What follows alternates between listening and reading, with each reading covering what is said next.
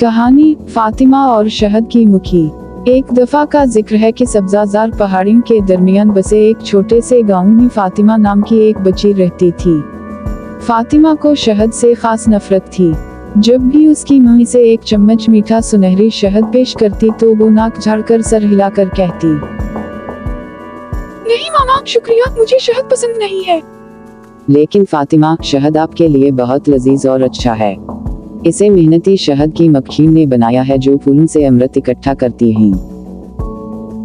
फातिमा कंधे उचका कर वहां से चली जाती। एक दिन जब फातिमा बाग में खेल रही थी, उसने देखा कि एक मुखी फूलों के गर्द गुनगुना रही है।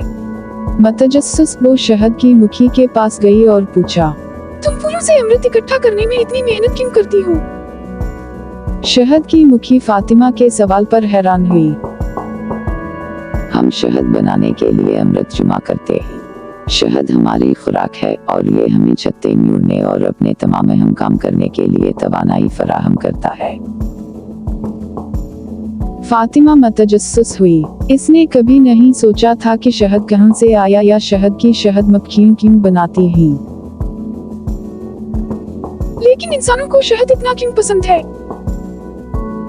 शहद न सिर्फ लजीज है बल्कि ये ग़िज़ाई अज्जा से भी भरा हुआ है जो इंसानों के लिए अच्छा है। ये आपकी तवानाई को बढ़ा सकता है, गले की खराश को सुकून पहुंचा सकता है और जख्म को ठीक करने में भी मदद कर सकता है। इस दिन से फातिमा शहद की तारीफ बिल्कुल नए अंदाज में करने लगी। फातिमा ने शहद की मुखी का शुक्रिया अदा किया और वादा किया कि वो दोबारा कभी शहद से इनकार नहीं करेगी। और इस तरह फातिमा ने शहद की मक्खियों की मेहनत, ग़िज़ाइयत और शहद की मिठास के बारे में एक कीमती सबक सीखा। फातिमा ने अपनी मुंह से भी माजरत की। फातिमा की मुंह भी खुश थी।